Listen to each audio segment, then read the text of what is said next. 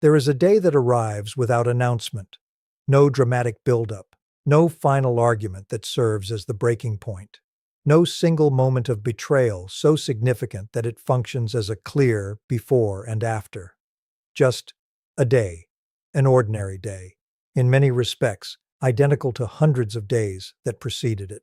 The same circumstances, the same people, the same dynamic that has been present for months or years. And something is different. Not in the situation, not in the other person, not in any of the external conditions that the empath has been working, hoping, adjusting themselves around for as long as this particular chapter of their life has been running. In the empath. Something in the empath is simply no longer there, not the love. The love does not disappear. The empath is not built for the sudden, complete extinction of feeling. Their system does not work that way and never has. Not the care in the broad, human sense. The empath does not wake up one morning incapable of caring about other human beings. That capacity is too fundamental, too woven into the specific architecture of who they are, to be simply switched off by the accumulated weight of too much disappointment. What is no longer there is something more specific than love or care in the general sense. What is gone, quietly, completely, without drama and without the possibility of being restored through any of the usual mechanisms the other person will eventually try, is the specific, particular, personally directed investment in this situation, in this person. In the specific hope that this dynamic, given enough patience and enough grace and enough genuine effortful loving, will eventually become something it has consistently demonstrated it is not going to become. That specific investment is gone, and its absence is the most significant thing that has happened in this relationship since the beginning. Welcome to Mind Vision. Today we are going somewhere that sits at the intersection of one of the most profound psychological frameworks ever developed and one of the most deeply personal, most quietly significant experiences available to a highly empathic person. We are talking about the day the empath stops caring, and we are talking about it through the lens of Carl Jung's framework of psychological individuation and what he described as the final stage of awakening. Because what happens on the day the empath stops caring is not simply an emotional event. It is not exhaustion or defeat or the final expression of a breaking point that has been building for too long. It is, in the precise Jungian sense, a psychological event of the highest order. It is the completion of a specific, necessary, profoundly significant stage of the empath's psychological development, the stage that Jung would have recognized as the moment the self finally, completely takes precedence over the persona. Let's start with Jung, because understanding what he was pointing at and why it is specifically relevant to the empath's experience is the foundation of everything this episode is building toward. Carl Jung spent the majority of his extraordinary career mapping the architecture of the human psyche, not the surface architecture, not the behaviors and the preferences and the social presentations that most psychology of his era concerned itself with. The deep architecture, the structural, often invisible, frequently unconscious organization of the self that determines not just how people behave, but who they actually are beneath all the behaving.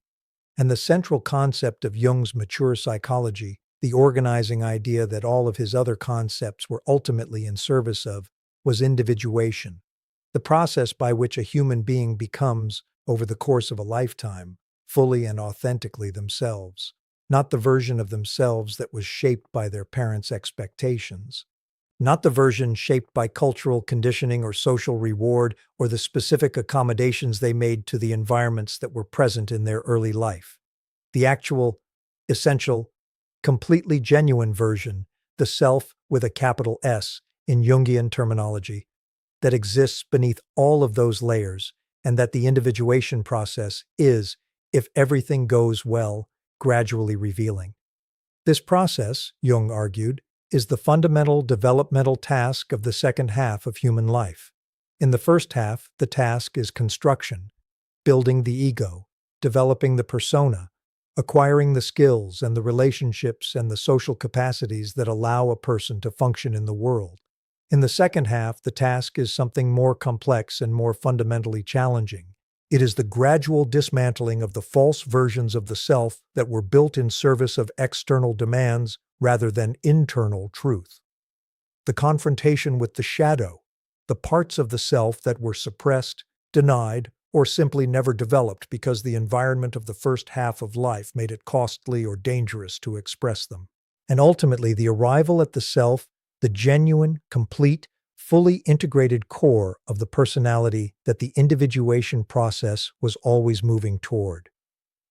The final stage of this process, the stage that most people never fully reach, that Jung considered among the most significant psychological achievements available to a human being, is what he described as the transcendence of the persona.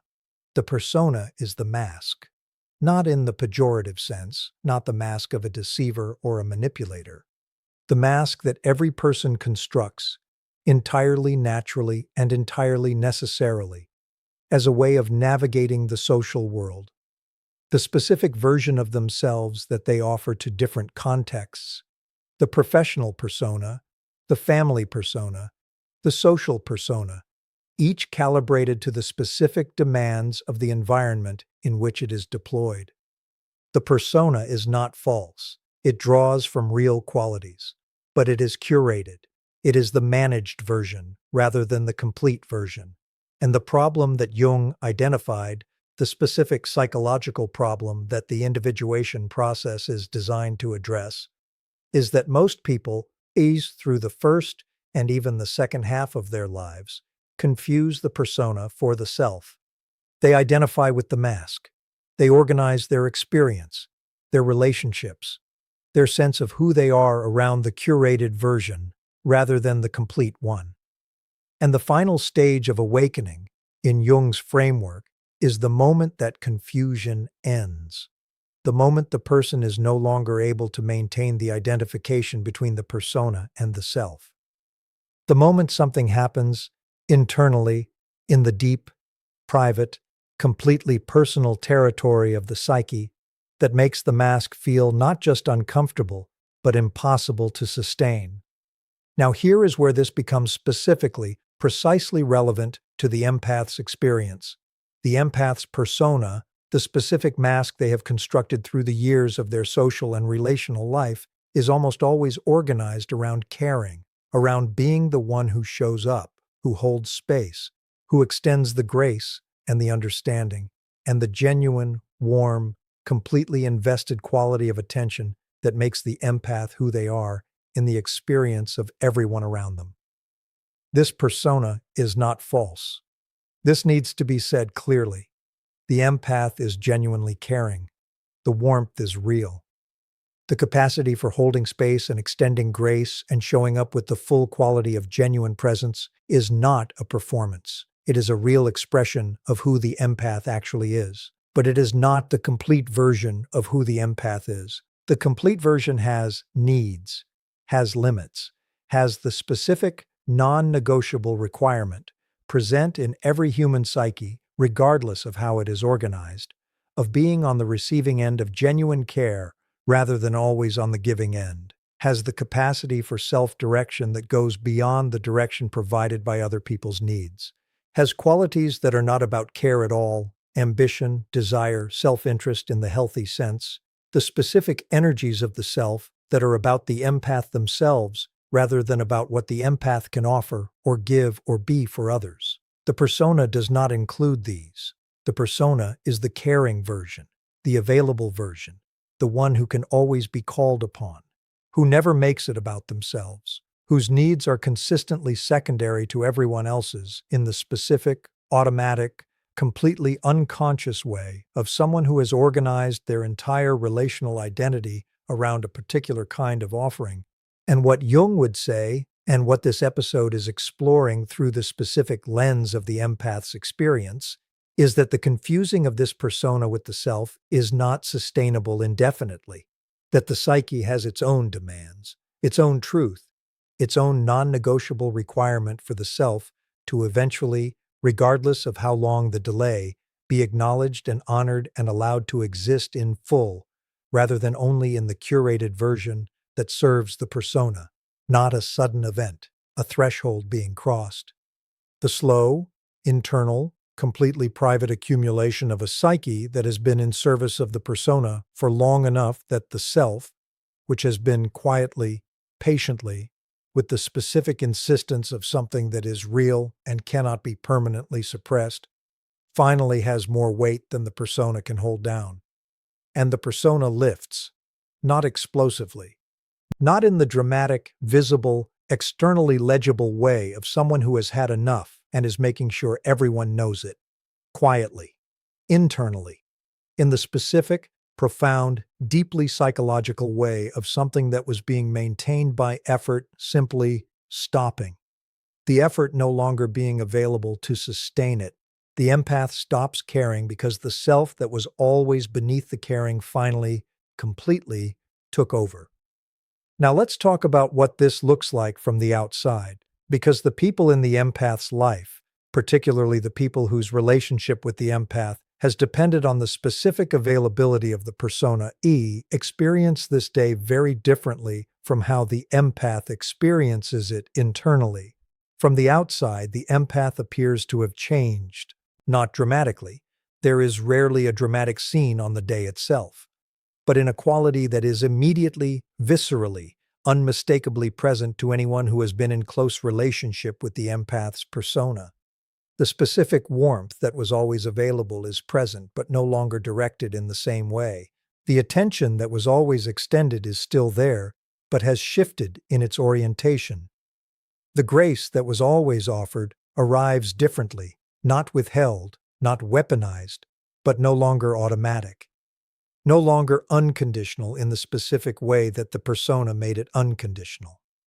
The people who have been relating to the persona, who have been, whether consciously or not, depending on its specific availability and its specific unconditional quality, feel the shift as a withdrawal, as something being taken away, as the empath becoming someone different from the person they knew.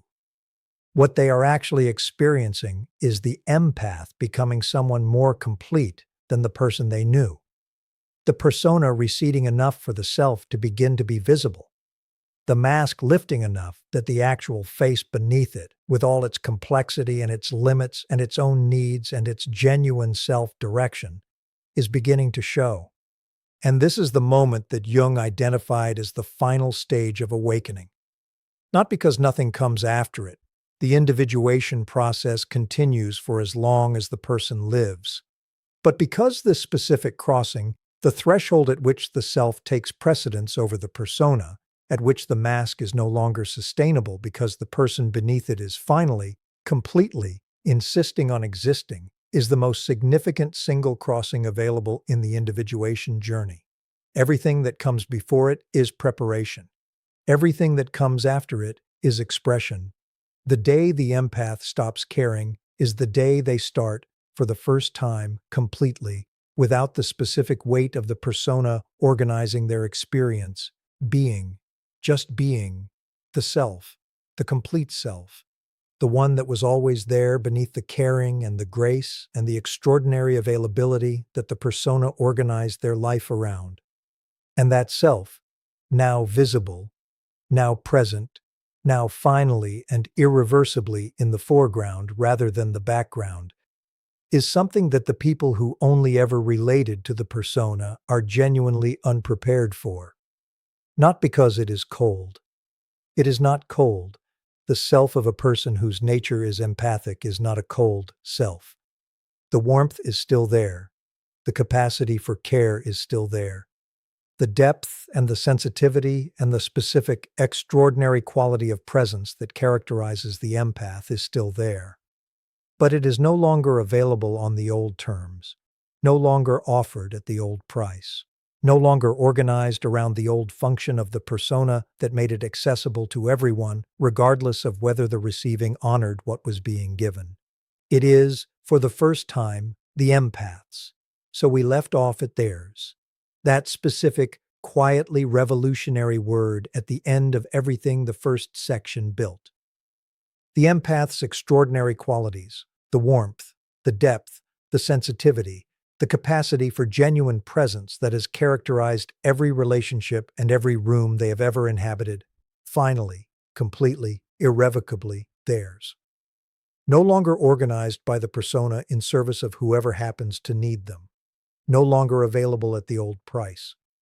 No longer unconditional in the specific way that made them accessible to people who were not honoring what they received. Theirs.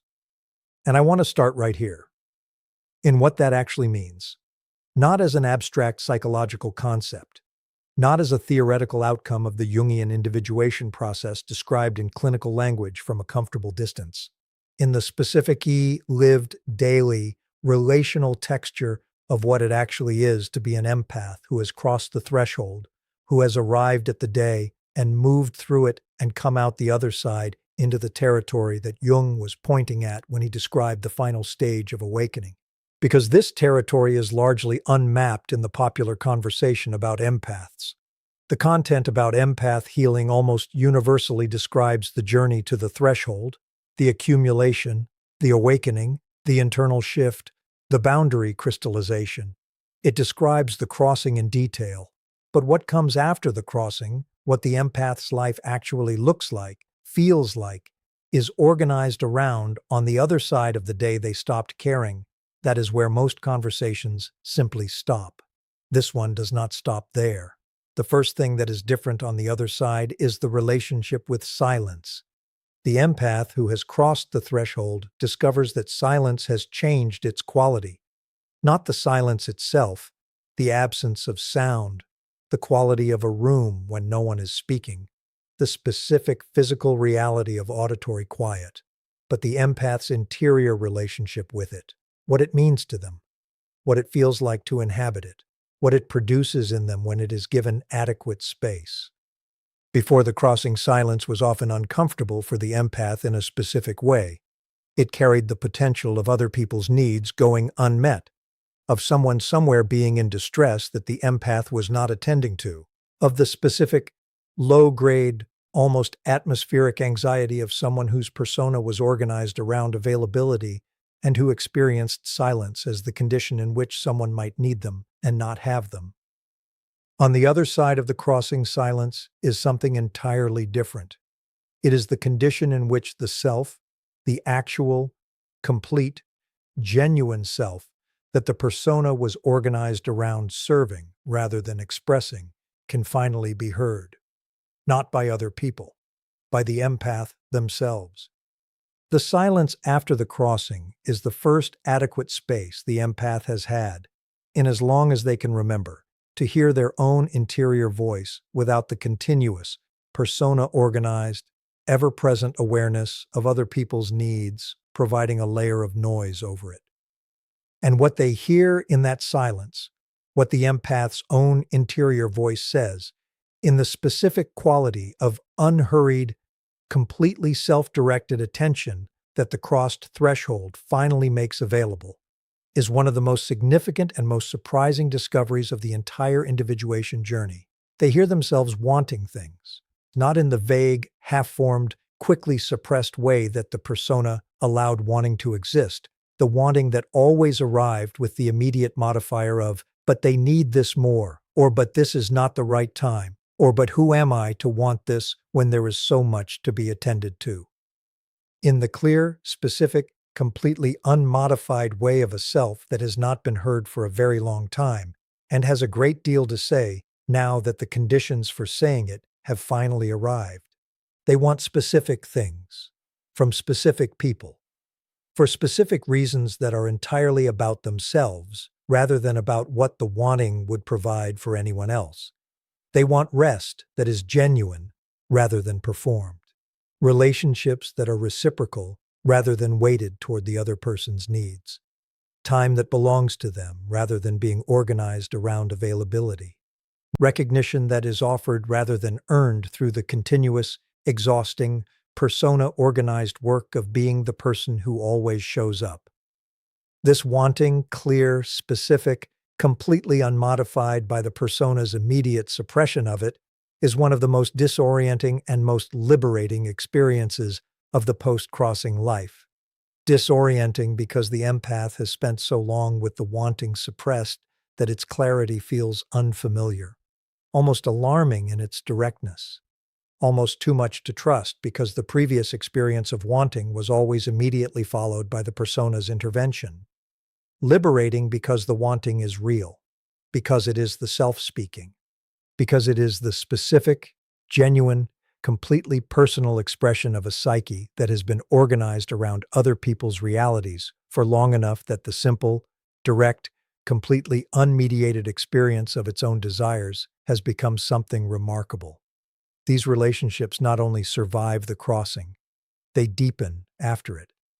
Because the self that was always present beneath the persona, the complete, genuine, fully integrated self that the individuation process was always moving toward, is more interesting, more real, more genuinely intimate than the persona ever was. The mask is easier to be around. The face is worth knowing. The third thing that is different on the other side, and this is the thing that Jung was pointing at most directly when he described the final stage of awakening, is the relationship with meaning. Before the crossing, the empath's meaning was largely organized around the caring function, around what they contributed to other people's lives, around the specific persona-organized sense of purpose that came from being the person who showed up, who held space, who extended the grace and the understanding that made other people's experiences more bearable. This is genuine meaning. It should not be dismissed or minimized. The empath who finds meaning in caring is not confused or misdirected. The caring is a genuine expression of real qualities, and it does real good in the world. But it is not the complete picture of what meaning is available to the empath. And the persona's organization of the empath's life around caring has, in most cases, prevented the empath from discovering the rest of the picture. On the other side of the crossing, the empath begins to encounter meaning that is not organized around caring, meaning that is organized around creating, around expressing, around the specific, self-directed, completely personal contribution that the empath's extraordinary perceptual and relational capacities make possible when they are being expressed from the self rather than organized by the persona. Things to make, things to build, things to contribute to the world that are not about caring for specific individuals, but about expressing the specific, extraordinary, completely unique understanding of human experience that the empath's particular way of being in the world has produced over the course of a lifetime. And this discovery, the discovery of meaning that is self-directed rather than other-directed, that comes from expression rather than service, that is organized around the empath's own interior reality rather than around the needs of the people they are in proximity to, is one of the most significant and most generative outcomes of the final stage of awakening. It is the empath finding out what they are for, not in the service sense, not in the function sense, but in the deepest sense available to a human life. The sense of purpose that Jung spent his entire career trying to point people toward.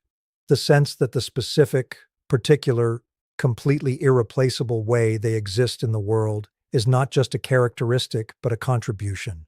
Not just a set of qualities, but a calling.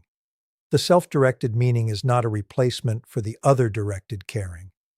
The empath who has crossed the threshold does not stop caring.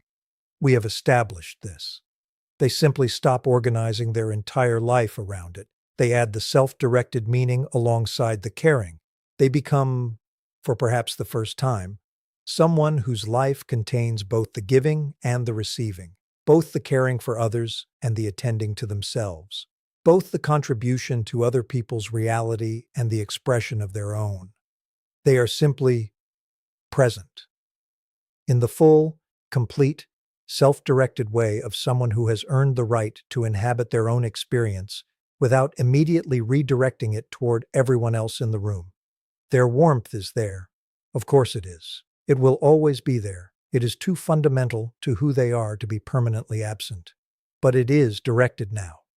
Specific.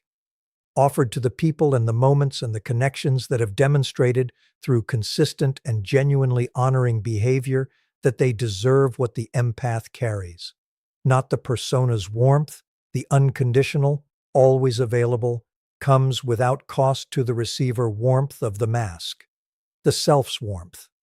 The chosen, deliberate, fully conscious warmth of someone who knows exactly what they carry and has made a specific, irreversible decision about where it goes. They have things they are working on, things they are creating or writing or building or expressing that belong to them, that come from their own interior reality rather than from the needs of the people around them, that are organized around the self-directed meaning that the crossing made possible. And in the working on these things, there is a specific, quiet, completely genuine quality of satisfaction that the persona's caring function could produce in its best moments, but not with this particular flavor, not with the specific quality of someone who is making something that is theirs. That expresses what they actually see and know and understand from the specific, extraordinary, completely unique position they occupy in the world. The people in their life who are still there, the ones whose connection survived the crossing because it was a connection with the self rather than the persona, are in the room in a different way than people used to be in the empath's room, with a quality of genuine presence rather than the proximity to function quality of relationships organized around the persona. With the specific, warm, reciprocal, mutually attending quality of actual connection rather than the asymmetric, empath giving and other receiving dynamic that the persona made the default. And the empath receives from these people, actually receives. Not with the specific, uncomfortable, slightly suspicious quality of receiving that characterized the persona period, when care offered to the empath felt like a disruption of the function rather than a natural part of a relationship. With the simple, genuine, completely unpretentious openness of someone who has learned, finally, through the crossing and everything that came after it, that being on the receiving end of genuine care is not a failure of their function. It is the completion of it. The empath stopped caring on that day, stopped caring about the performance, the persona, the specific, unconditional, always available version of themselves that the mask required and that the self, patient, persistent, insisting on its own reality, finally refused to sustain. But they did not stop caring about what is real, about the people who are genuinely in their life rather than in the service of the persona, about the work that is theirs and the meaning that is theirs, and the extraordinary, specific, completely irreplaceable contribution that a fully individuated empath, a self rather than a persona, makes to the world simply by existing in it completely. Jung spent his life pointing at this destination, not as a place of arrival and rest, as a place of genuine beginning. The beginning of a life lived from the self rather than in service of the mask, the one that only became possible, the day they stopped caring, about everything that was never really them in the first place. This has been Mind Vision. If this episode described something that has happened to you, or something you feel building inside you right now, or something you witnessed in someone you love without understanding what you were seeing, share it. Subscribe because every episode we go somewhere real, and today we went somewhere rare. And remember, the day you stopped caring was not the day you gave up. It was the day Jung would have said you finally woke up. See you next time.